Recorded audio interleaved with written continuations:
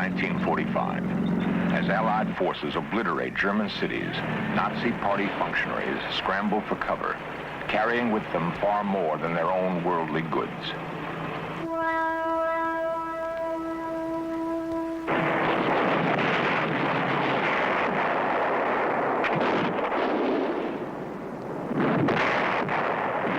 From D-Day, the 6th of June, to the complete collapse of German military strength, a brief 8 months had gone by.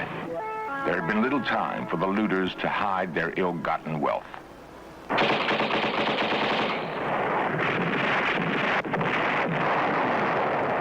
By war's end, hundreds of millions of dollars in jewels, gold, and artworks were being stuffed into strongboxes to be hidden in the most unlikely places. The Plunder set off one of the greatest treasure hunts in history. Some of the treasures were buried in an Austrian salt mine during World War II. Some were recovered. Many remain unfound to this day.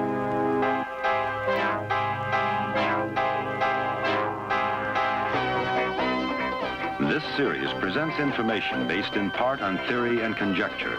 The producer's purpose is to suggest some possible explanations, but not necessarily the only ones, to the mysteries we will examine.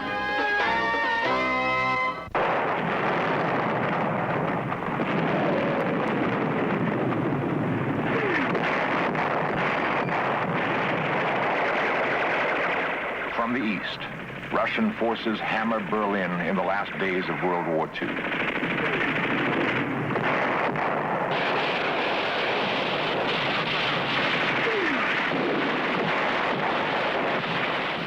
In the spring of 1945, Adolf Hitler ordered the German army to defend Berlin to the death of the last man.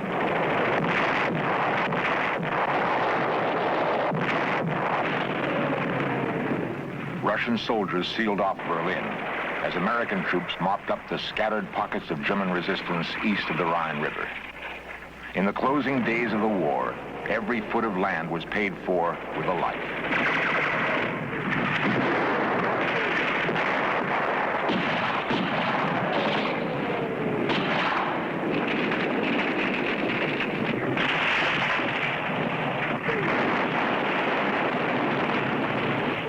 Once haughty German legions defended Hitler's capital city with companies made up of old men and young boys. Russian infantrymen poured into the marble halls of the capital and sounded the death knell of the so-called 1,000-year Reich.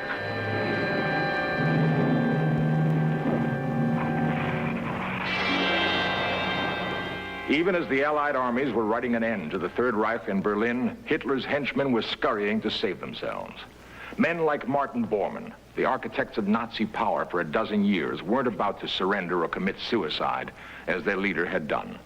They had access to the plunder of Europe, gold bullion worth hundreds of millions of dollars, and priceless works of painting and sculpture. They snatched what they could and ran for their lives, some to be caught later, others never to be seen again. Their disappearance touched off the greatest manhunt in history and the greatest search for treasure.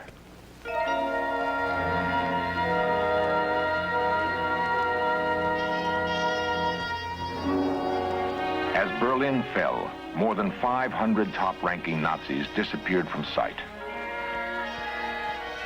They took to the roads, wearing civilian clothes and using any means of transportation they could beg, borrow, or steal.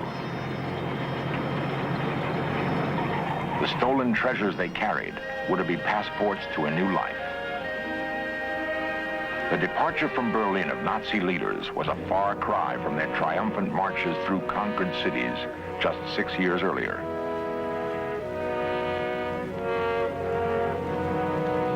On a spring day in 1940, the streets of Paris played host to a strange caravan. Riding in an open staff car, selected officers accompanied Adolf Hitler on a tour of the City of Light. In less than 8 hours, Adolf Hitler would leave Paris, never to return. Himself a frustrated artist, he would order his troops to confiscate the great art treasures of private and public collections and bring them back to the Third Reich.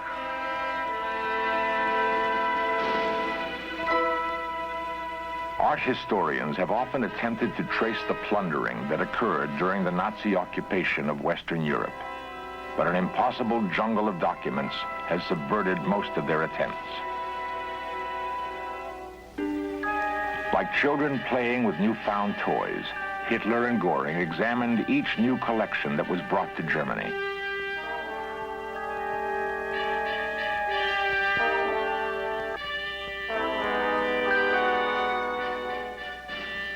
Countless hundreds of millions of dollars in paintings and sculpture adorned the walls of the Nazi Museum in Munich.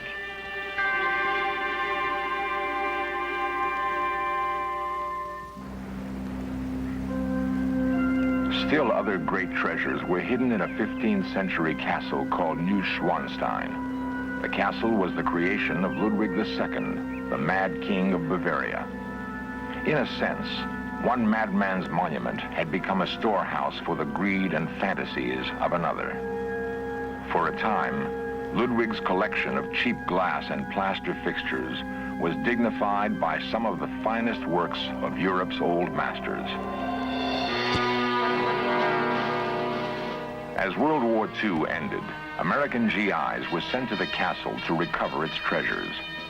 What they found were the works of incomparable artists, haphazardly grouped with paintings of little or no merit.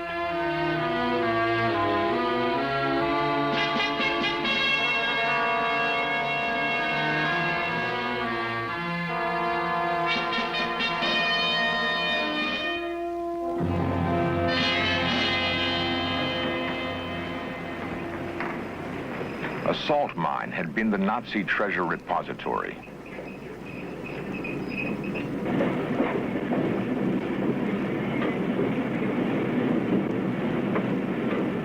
In the perfectly controlled humidifier, an elaborate vault had been created in which the paintings could be safely housed. To this day, the salt mine remains. It is possible to enter each of the wood-clad rooms and conjure up images of rack upon rack filled with priceless art.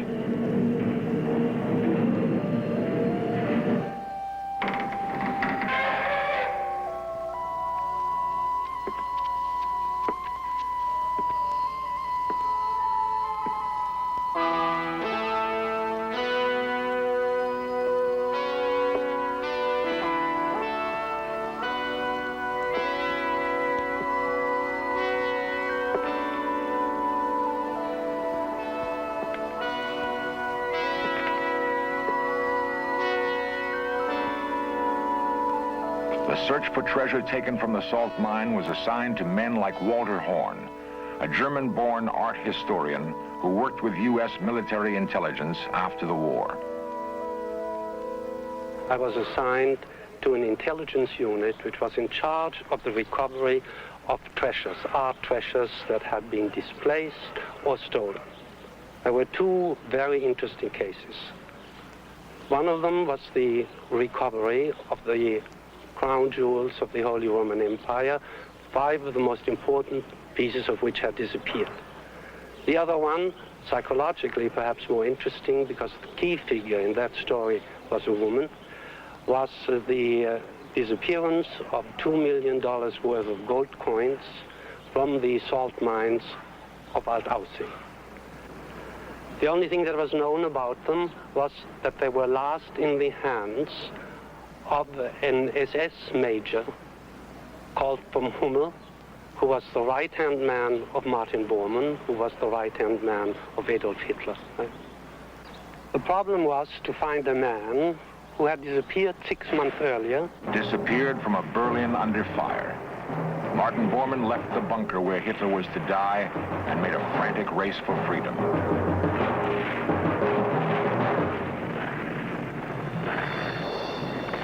Years later, his chauffeur retraced the escape route used by Bormann and his men.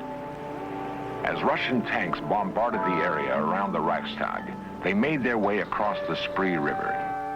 In the very center of the city, they took refuge in an underground train station. In the subway tunnel, wearing civilian clothes, they mingled with frightened Berliners, praying that their meager concrete roof would stand up under the bombardment. Once they reached the western edge of the city, they took temporary refuge in a broken ruin, hoping to last out the day. I went using the normal methods of searching for a man by trying to meet the people who saw him last and see whether his tracks disappeared or did not disappear. They disappeared. Apparently, the escapees weathered that night in an abandoned building, and the next day set out on a prearranged escape route south. Bormann's face was well known to almost every German. In the chaos surrounding war's end, however, he slipped out of Berlin and made his way to the Alps. After about 2 weeks in the Austrian mountains, including a search in the Alpine huts and a search in sawmills all the way down from the high Alps to the valley of Salzburg, I had come to the conclusion that he was lost. Were it not for the dedication of the hunter, the treasure might have been forever lost. That I had no other choice now than to approach Mrs. von Hummel. At the end of a conversation, rather than interrogation of about 45 minutes, she admitted that she knew where he was and declared her willingness to go and see him and to inquire about the whereabouts of the coins. I left her alone for 3 days, saw her again, and she declared, "Lieutenant Horn, I'm happy to report that the coins are in the hands of the Prince Archbishop of Salzburg." I said, "This is fine, Mrs. von Hummel. My mission is accomplished." Other pieces of treasure, however, were not found, and years later would become the subject of life and death struggles.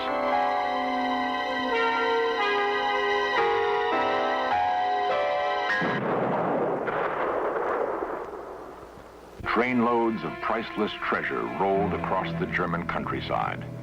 Hitler's officers made sure the plunder of Europe was complete. It included the most precious thing of all, humanity. Hundreds of thousands of Jews would be herded aboard Hitler's trains. Many would die of starvation along the way. The trains leaving collection centers throughout Europe were expressions of fundamental Nazi philosophy. To be other than German was to be inferior. To be Jewish was to be despised. At the end of the line were the concentration camps. They were foul stockyards of humanity stripped of hope.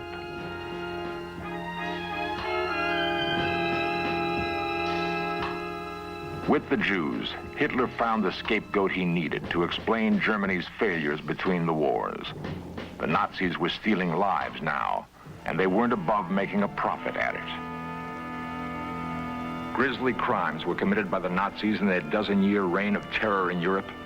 Worst of these were the assaults on human dignity, typified by the robbing of gold from the mouths of murdered Jews. Another atrocity was the collection of huge sums in gold and diamonds from concentration camp inmates who thought they could buy back their lives. They couldn't, but they made their killers rich trying. The horror of it struck home when the Allies took over the camps. They entered as liberators, but there were no cheering crowds. They beheld instead a tragic spectacle. Combat hadn't prepared them for this. The ovens, Hitler's final solution. Human bones piled everywhere. Clearly, the horrors invented by the Nazis were beyond comprehension, beyond words. Treasure could be recovered, but lives could not. The task would be enormous. Perhaps it would never be completed. The great bulk of Nazi plunder would be recovered immediately after the war. Uncounted millions, however, disappeared with Hitler's henchmen. Men who, like Martin Bormann, are still at large. Among them, Dr. Joseph Mengele. He conducted unspeakable research on the inmates of concentration camps. Inmates would have sooner faced the ovens than Mengele's knife. At Nuremberg, the Allies tried top Nazi leaders captured at war's end. But the colonels and majors of the Third Reich carried their treasures with them into peacetime Europe. Austria's Lake Toplitze, Gold bars and hundreds of thousands of counterfeit English pounds were recovered from the lake in 1957. What better place for hiding treasure quickly than a deep alpine lake? How much remains to be discovered? 2 men have disappeared trying to answer that question.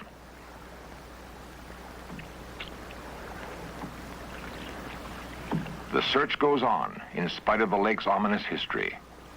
The Austrian government tries to discourage treasure hunters, but the lure of Nazi gold is powerful. 2 volunteer firemen from a nearby city have dreamed of the riches that may lie beneath the lake. The dream brings them to Toplice again and again. Perhaps this will be the day. The quest is exhilarating, but not without danger. Vigilance is important.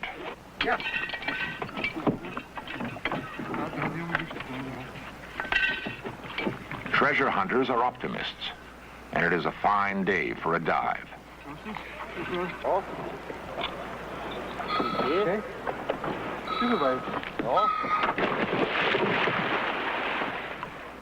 Optimists, yes. But the treasure hunters know other hunters may be abroad. The men who hid the gold were not strangers to killing. Who knows where they are now? The water is deep and cold. It is easy to see how it has kept its secret for more than 30 years.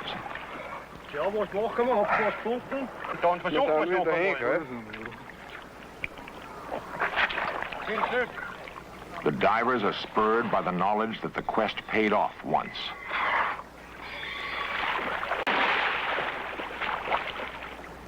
There was another time when blood may have been spilled to keep the secret of the lake. The secret was born in 1945. The Nazi hierarchy, not killed outright, was in flight. If they were caught, they might lie their way out of long prison sentences, but not if they were caught with treasure.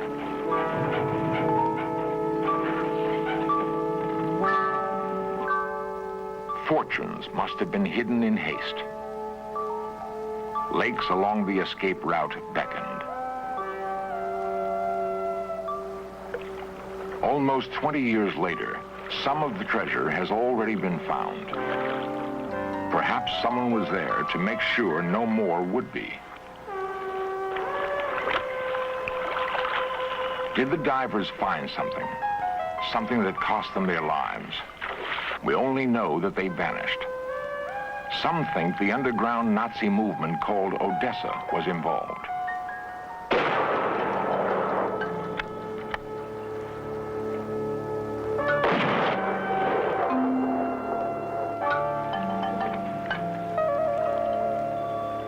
It is 1976. No one will vanish on this dive.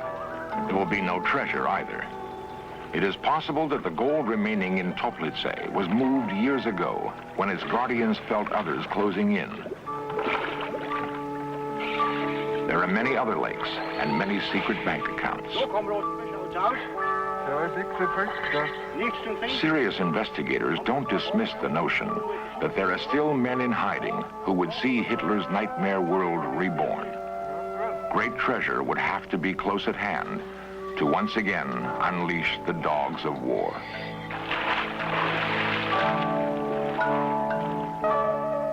That prospect alone may be enough to drive men to continue the search for Nazi plunder.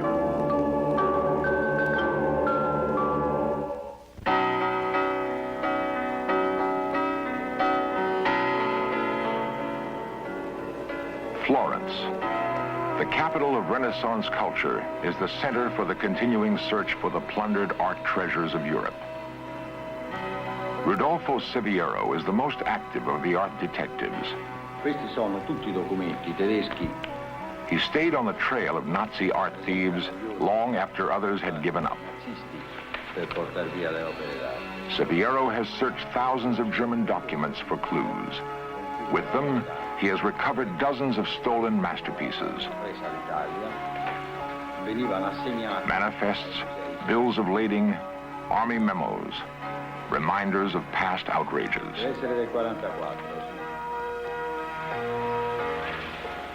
The collections of the Uffizi Gallery and the Pitti Palace in Florence have been reconstructed through the work of Seviero and his colleagues. Yet Seviero estimates that a third of Italy's plundered art is still missing. He thinks much of it is hidden behind the Iron Curtain in East Germany. One of his hardest tasks has been to root out the fake masterpieces that began showing up after the war. Museums, anxious to restore their collections, often fell victim to swindles. The flood of copies has made it even harder to trace the fate of the originals.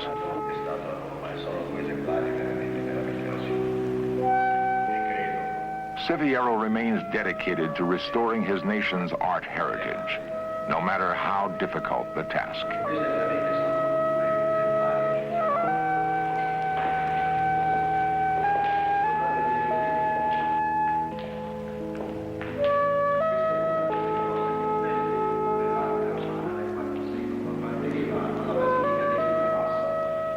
It is important for men like Seviero to believe that beauty can endure.